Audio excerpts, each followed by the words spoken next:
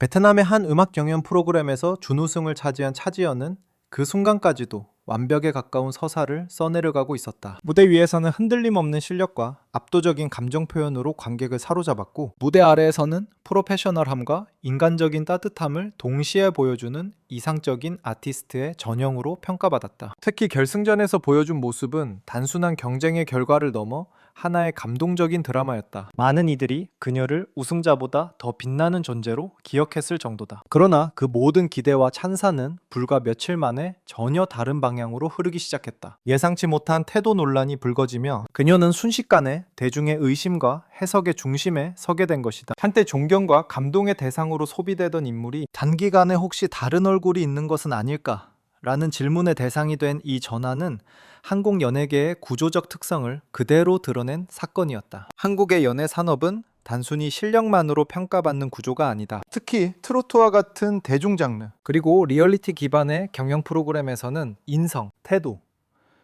겸손함이 실력만큼이나 중요한 평가 기준으로 작용한다. 이는 유교적 가치관에서 비롯된 사회적 코드와도 맞닿아 있다. 선배를 존중하고 결과에 겸허하며 경쟁 속에서도 품위를 유지하는 것, 이 모든 요소는 대중이 스타에게 기대하는 기본 조건이다. 이러한 환경 속에서 태도 논란은 단순한 해프닝이 아니라 커리어 전체를 위협할 수 있는 치명적인 리스크로 작용한다. 실제로 한국 연예계에서는 작은 표정 변화나 짧은 인터뷰 한 문장이 확대 해석되며 논란으로 번진 사례가 수없이 존재한다.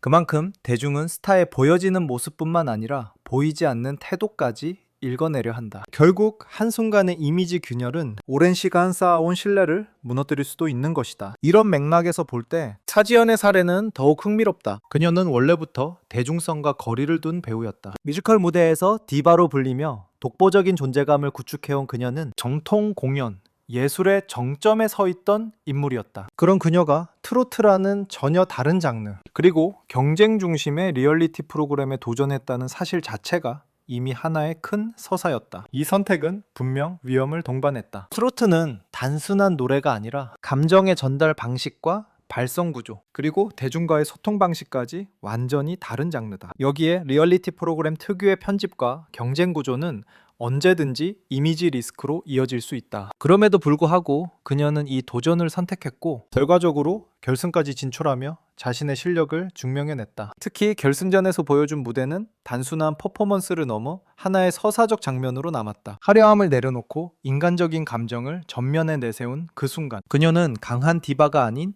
감정을 전달하는 예술가로서 대중과 깊이 연결되었다. 더 나아가 무대 아래에서 보여준 어머니로서의 모습은 그녀의 이미지를 한층 더 입체적으로 만들었다. 경쟁 속에서도 따뜻함을 잃지 않는 모습은 대중에게 강한 인상을 남겼고, 이는 그녀를 단순한 참가자가 아닌 스토리를 가진 인물로 자리 잡게 만들었다. 하지만 바로 그 지점에서 아이러니가 발생한다. 완벽하게 구축된 이 이미지가 이후 등장한 태도 논란과 충돌하면서 오히려 더 큰 파장을 만들어낸 것이다. 논란의 시작은 의외로 단순했다. 중요한 방송 녹화에 그녀가 갑작스럽게 불참하면서 다양한 추측이 온라인을 중심으로 빠르게 확산되기 시작했다. 가장 먼저 등장한 해석은 결과에 대한 불만이었다. 준우승에 만족하지 못한 것 아니냐, 웃음을 놓친 것에 대한 감정이 남아있는 것 아니냐는 식의 추측이 이어졌다. 일부에서는 이를 더 극단적으로 해석해 프로답지 못한 태도라는 프레임으로까지 확장시키기도 했다. 문제는 이러한 해석이 명확한 근거 없이도 빠르게 퍼져나갔다는 점이다. 정보가 없는 상황에서 대중은 스스로 이야기를 만들어내기 시작했고, 그 과정에서 사실보다 해석이 더 강한 힘을 가지게 된다. 이는 현대 미디어 환경에서 자주 나타나는 현상이다. 공백은 결코 비어있지 않으며 언제나 누군가의 상상으로 채워진다. 결국 그녀의 단순한 부재는 하나의 개인적 사정이 아니라 감정과 태도를 둘러싼 드라마로 재구성되었다. 그리고 그 드라마는 예상치 못한 방식으로 다음 무대에서 폭발하게 된다. 그 중심에는 노잉 브로스가 있었다. 이 프로그램은 한국 예능 중에서도 특히 강한 캐릭터와 직설적인 농담으로 유명한 공간이다. 여기서는 존중과 격식보다 솔직함과 과장이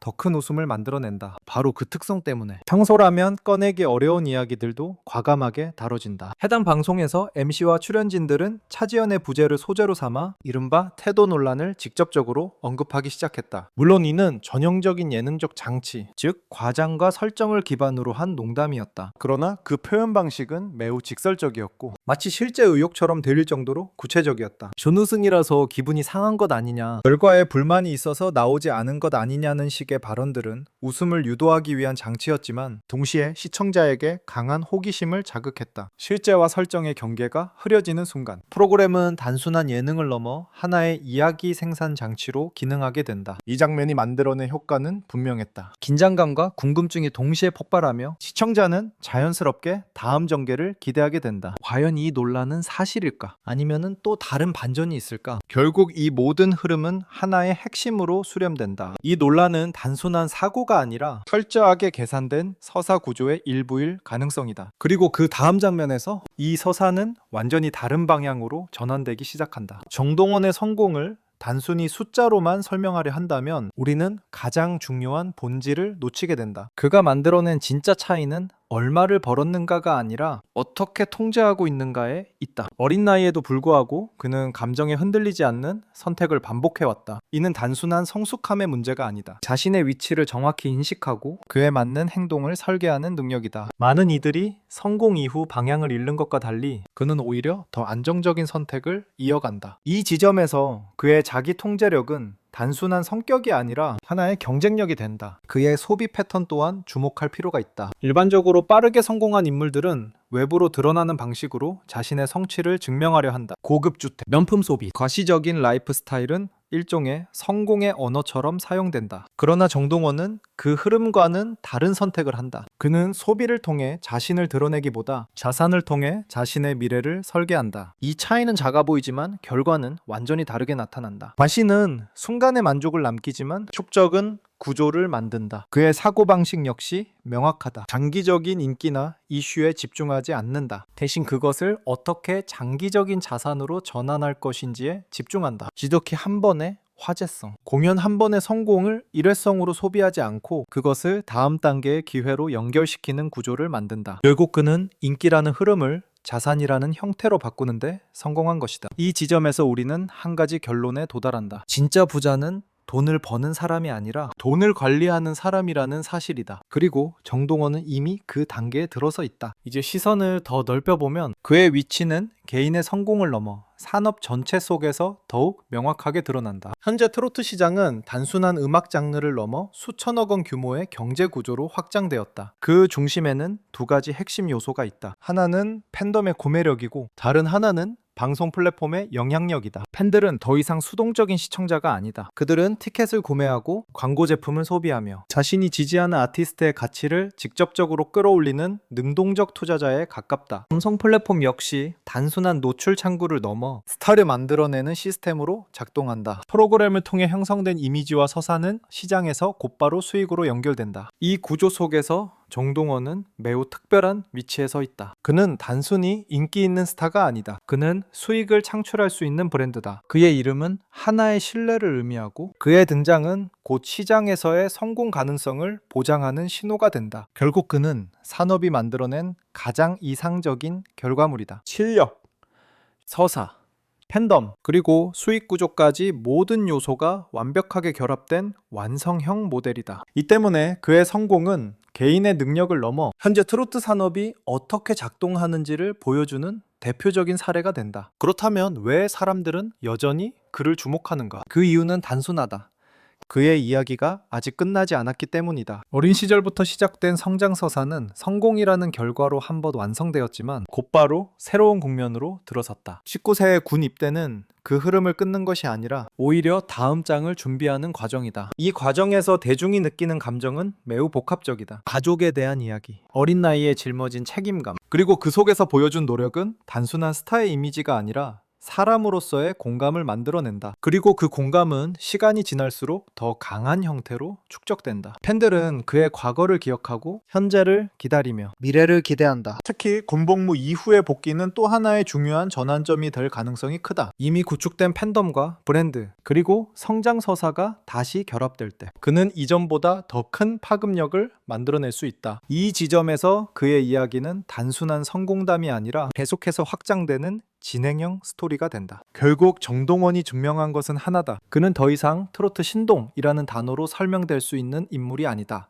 그는 하나의 시스템이다. 스스로 가치를 생산하고 그것을 확장하며 시장 속에서 지속적으로 수익을 만들어내는 구조를 갖춘 존재다. 동시에 그는 하나의 브랜드이며 그 브랜드는 단순한 이미지가 아니라 실제 경제적 가치를 만들어낸다. 더 나아가 그는 하나의 경제 모델이다. 개인이 어떻게 산업 속에서 자리 잡고 그 안에서 지속 가능한 구조를 구축할 수 있는지를 보여주는 사례다. 그래서 그의 성공은 결코 우연이 아니다. 그것은 철저히 계산된 구조이며 반복 가능한 전략이다. 그리고 무엇보다 중요한 것은 이 모든 요소가 하나의 방향을 향해 정렬되어 있다는 점이다. 누구나 무대에 설 수는 있지만 누구나 시스템이 될 수는 없다. 정동원은 그 어려운 과정을 이미 통과했다. 그리고 지금 이 순간에도 그는 단순한 가수가 아니라 하나의 완성된 시스템으로서 계속해서 자신의 가치를 증명하고 있다.